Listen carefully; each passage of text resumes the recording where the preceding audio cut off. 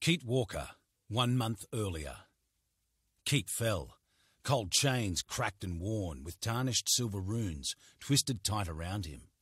The chains pulled him through a grey void at high speed. His barbecue fork shrieked. The metal pulled and lengthened like a prisoner on the rack. The barbecue fork twisted and bucked, the chains layering atop it as they bounded in layers of cold steel against his outer thigh. Mana ripped away from him into the void. Murky-coloured eldritch energy pumped from his chest like blood from a severed artery. His hand reached for his bag of holding and came up empty. Damn, he'd thrown it to Mel, hadn't he? Smooth, Keith. He'd managed to get a few orders off at least. He'd promoted the Gap Year 6 to deputies and done what he could in the seconds before the gate took him to ensure the team's survival. They'd be all right. Nugget was tough as nails. Mel was a go-getter. Backpacker was, well, British. Then there was Abby, the bona fide genius. He tried to pull up his party screen for the Gap Year 6. Error! Status screen unavailable. Ahead, a light broke the grey void.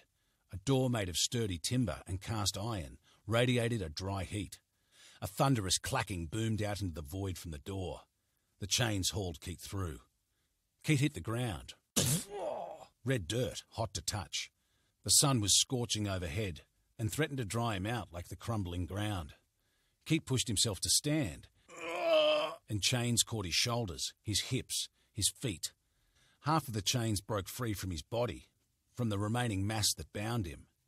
Bound together like a metallic serpent, the chains burrowed into the ground, disappearing. Keith settled his hat on his head, shielding himself from a blazing sun. His boot scraped on something hard, sharp. Bending over, his remaining chains and shackles making it difficult, he pulled a blue crystalline fleck embedded in a hunk of rock from the ground. Keith turned it over in his hands. The chunk of ore sparked with blue energy and crackled between his fingertips. What the? Horns sounded in the distance, the bark of hounds. Oh, the chains have brought us a fresh one, lads, called a voice. Oh, God damn it, Shaz, Keith said, spat grit from his mouth and pocketed the hunk of ore. A dry gully stretched out around him. The riverbed had a faint trickle of water, no wider than his palm, which ran in a straggly thread. Sparse eucalyptus grew along the banks, dry, just waiting for a spark to start a bushfire. Keith turned to the south and started running. At least he tried to. The shackles on his hands and legs caught. Chains ran from his wrists to the ankles. Chains ran over his chest and down his legs. Heavy chains that slowed him to a stumble. He scrabbled up the side of the gully, grabbed at tree roots and pulled free loose scree from the ground, opening cuts along his palms for his efforts. Keith hauled himself onto a rise, out of breath. Damn, he was stronger than this, wasn't he? How heavy were these chains? Keith looked out from the rise and cursed. Oh, elves! Long-eared humanoids rode reptilian beasts. The first kind of steed ran low to the ground on 4 legs, with a clubbed tail and armoured shell. The second type was bipedal, like a velociraptor with a saddle strapped to their back.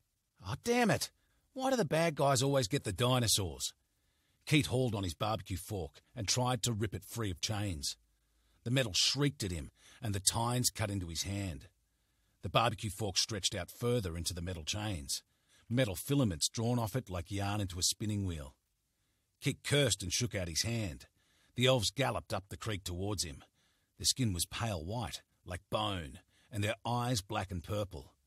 Black and silver hair danced strangely in the wind, and the elves hunched forwards, showing sharp fangs.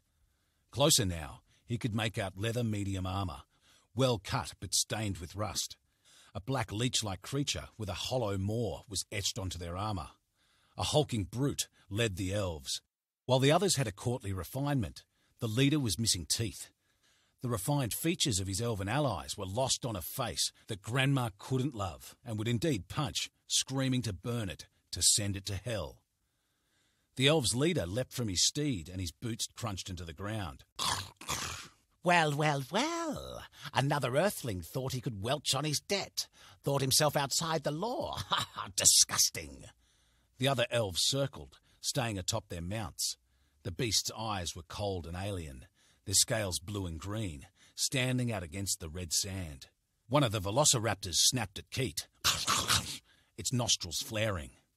So, what name should we carve on your grave? The leader said. Mooney, Hollow Elf Warden, level 8.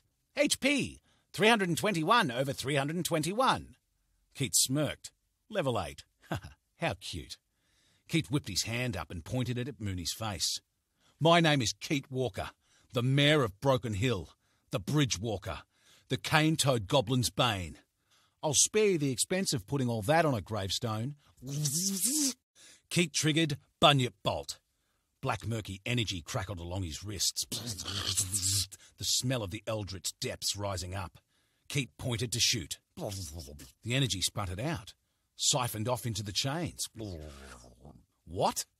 Mooney grabbed Keith's head with both hands and slammed it down his knee.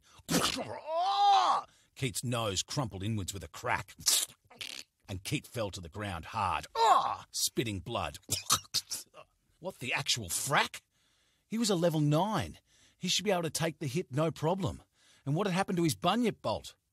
See, boys, takes them a bit to learn. Best to break 'em in early, Mooney said, wiping blood off his leathers. Keith willed the barbecue fork to change shape. Nothing. Mooney kicked him in the gut. It's best to remind them of their place in the order. Mooney brought out a wicked whip with spikes lashed to the end and ran a finger over one, drawing a prick of his own blood. They're easy enough to tame. Takes a bit more effort than some other worlds.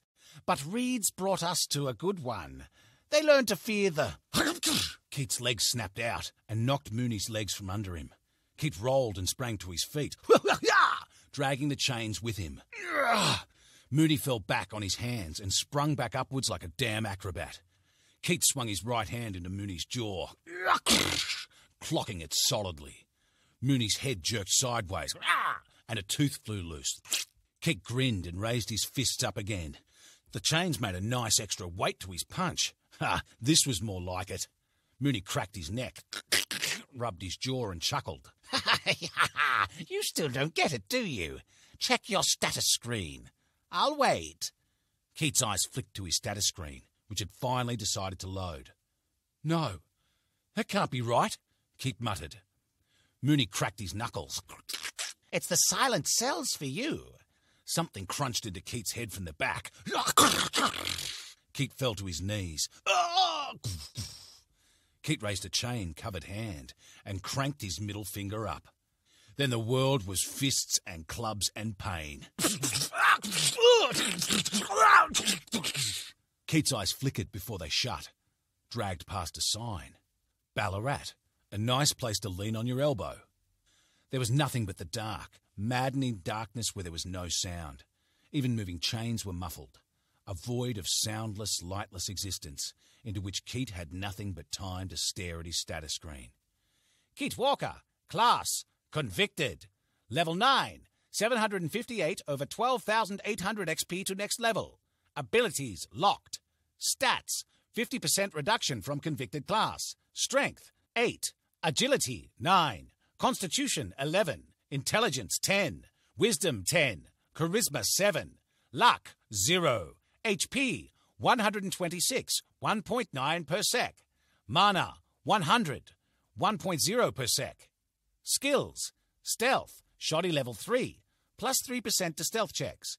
Backstab, Dodgy level 3, times 3.3 multiplier to attack damage on an unsuspecting foe. Tremor Sense, Shoddy level 2, 2% chance to detect enemies early. Small to medium blades, Trady level 4. War Club, Trady level 4. Lancers, Trady level 4. Crossbow, Sturdy level 1. Identify, Dodgy level 3. Nah, but yeah, Trady level 1. 31% bonus to investigating lies. Climbing, Shoddy level 3.